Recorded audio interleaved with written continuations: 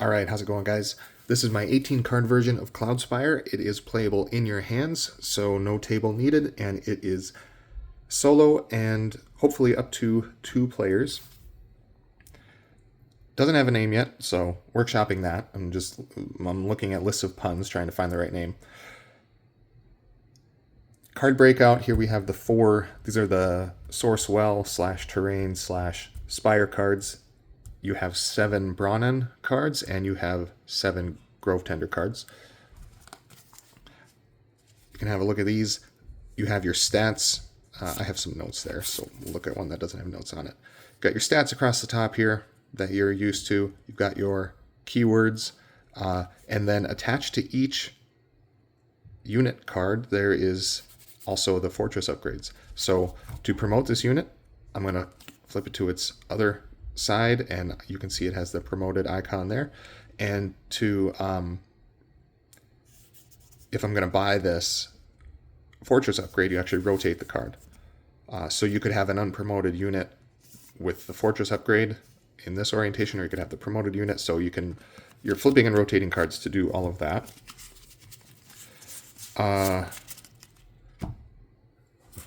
The Spire cards, you know what, let's set up and we'll show you how it works.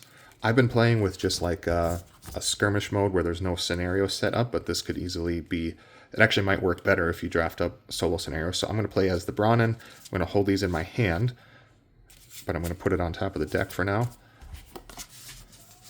And then I'm going to set up the Spire cards. I'm going to put my terrain, I'm going to randomize the terrain cards, and stack them up behind. This is challenging to do looking through my phone camera. Okay, and this is actually a setup. You can see we have the terrain here, we have the paths, and they have a resistance of 6, and we have the various other terrains here. We have, the forests have 4, water has 2, so the more difficult terrain has less resistance going on there, and that will make more sense in a minute. And this first wave, so we're going to play 4 waves. This first wave, I'll have shuffled the opponent bot deck, and this is my barracks here. So I'm holding my barracks in my hand, and I can pick for deployment whichever ones I want. First wave starts out with 5 CP, so I'm going to pick Osh for 0, Dispatch, and the Battleborn. So I'm going to stack these up for easier interaction there. And I'm going to choose my deployment order. I think I want Osh to go last, and I want my Dispatch to go first. Try to take advantage of that range. So I'm going to slot them in here. This is my deployment stack, and I'll reveal just as much information as I want to. I can reveal it so that I can see their keywords or even their name if I have enough room there, but I only really care about their stats because I have their keywords kind of memorized. Okay, and then now that my deployment stack is ready, my opponent is going to use 5 CP worth of units. So that is, Taproot is funny, so I'm going to ignore that for now. Let's just say this is the 5, and I'm going to put the rest of my barracks behind that so I know when their deployment stack ends, because their deployment stack is going to live in the deck over there. So I don't have to hold it. Okay, so now we're set up for the wave. And there's going to be an initial clash where my front unit, so imagine these are sort of a group. My front unit is going to move from, imagine my fortress is down here, and their fortress is up here, and there's 4 terrain spaces in between. And we're going to move along these terrain indicators here. If you can, so my Dispatch here can only move across, this is actually a good example. My Dispatch can only move across path, and we're going to calculate lag. And this is a way to give units an advantage if they have a better movement stat, but also an advantage if they have more terrain allowances. So my Dispatch is going to move along this path, which has a resistance of 6 there. So 6 minus my 2 movement is 4 lag. So I've, let's say I was going first in the round. So that's my 4 against Dwyan here has a forest terrain allowance. So he gets to go not along the path, but along the lower resistance forest here, the faster. So consider this the relative speed of the route. Dwayne is taking a shortcut, basically. So the 4 minus Dwayne's 2 move stat is 2 to my 4. So since Dwayne has a lower lag total so far, Dwayne gets to go again. And that is this another 4 plus the 2, so that's 6. Now I'm next because I had a 4 total, so now I'm up to 8 total. And then Dwayne would end up making the last move into this space. And I'm going to raise that up a little bit so I remember which space we're in. And now we have what's called the clash. The clash is going to hang out on this tile until one unit, our two front units will compare their lag to move into the next space, and that might push the clash one direction or another. Otherwise, the clash is going to stay right here. And then there's basically the front units are going to keep toe-to-toe hitting against each other. You can see your HP is split into 2 for every unit.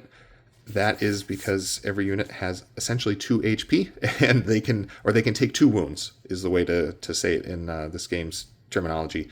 And to wound a unit, you go like that. Dwayne is actually going to come out here. The front unit for the bot is going to come out into the deployment stack here. And so let's just say Dwayne takes a swing at the dispatch for 1 attack. That's good enough for a wound. The dispatch is going to retaliate, good enough for a wound. And then it's the dispatch's turn, going to swing for 1 here against Dwayne's 1, and that is good enough to defeat Dwayne. So I'm going to tuck that unit behind Osh so that it is out of sight to show it's defeated. And then this dispatch was wounded, but their next front unit is going to come out. And now it is the Warbriar's turn. Now we have to heed this Impale ability, so that is actually good enough to defeat that dispatch. And the Warbriar hasn't actually gone yet, so Warbriar is going to attack the Battleborn there for 1. Battleborn is going to retaliate for 1. Battleborn is going to attack the Warbriar. That's good enough to defeat it, but I have rules around, just to be fair to some of the units that have a better hit point value. You get a sort of a final retaliation, like a death blow. So this Warbriar would actually retaliate back, even though it was a killing blow, because it had a better match from its its wounded HP stat to the attack. So it would be something like that. Anyway, we keep trading blows until we hit the end of their deployment stack, and after the wave is over, we're going to tally up our source rewards. Then and only then, no limited build options, just because there's no way to track your source during the round. And so then I can upgrade my barracks. Say I want to promote, or I want to do this fortress upgrade, and now I have this ability going on. The AI has rules on how it uses upgrades. It actually mostly just promotes units, and then I would tuck theirs to the back, and then their next ones would go. Some other things going on here. So to get a spire out, you can see 2 of these tiles have there's 2 Grove Tender spires that could potentially be built on these tiles, and then there's 2 Brownin spires that could be built on these tiles, and those live closer to the owner's fortress. So if I would do this, that would build me a shrubbery, or build them, the Grove Tenders, or if I would flip and rotate, that would build a retall. And so those are going to fire when opposing units are in range, and the terrain stays the same. But and then to take damage into your fortress, let's just say the clash made it to one of our adjacent spaces here. You take damage you actually lose cards for every 1 damage. So let's say I got hit for 2 this wave. I would have to choose 2 of my cards in my barracks to put to the back of the game, and now I have 2 fewer cards. So the number of cards you have is your hit points. So you start out with 7 hit points on your fortress gate. We're going to keep doing this, keep trading blows, and At the end of 4 waves, whoever has the most hit points on their Fortress Gate remaining, and then tiebreakers on down from there, is going to be the winner. The AI gets a few advantages just to make sure that, because it's making some suboptimal decisions, that it can compete with you.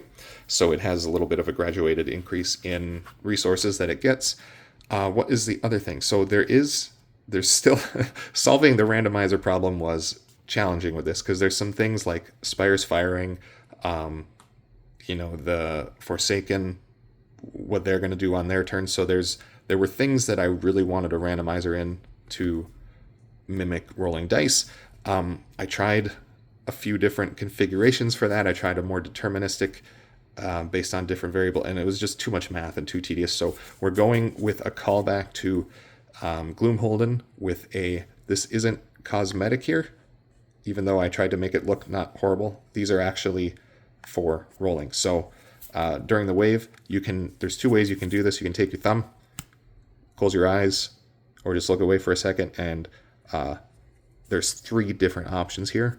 The normal white option here is a normal hit. The spaces of your faction's color is a critical hit, and then the black is a miss. And so that would have been, I landed here, that would have told me that my Spires would have hit for their normal attack value. A critical hit would be +1 of attack value, and a miss would be -1 of their printed attack value. Likewise, if you don't like doing this with your thumb, you could lift the top card with your other thumb, and wherever it crosses, so we've got another normal hit there, is your randomizer result. So cool. Just wanted to show this to you guys. Thanks for watching.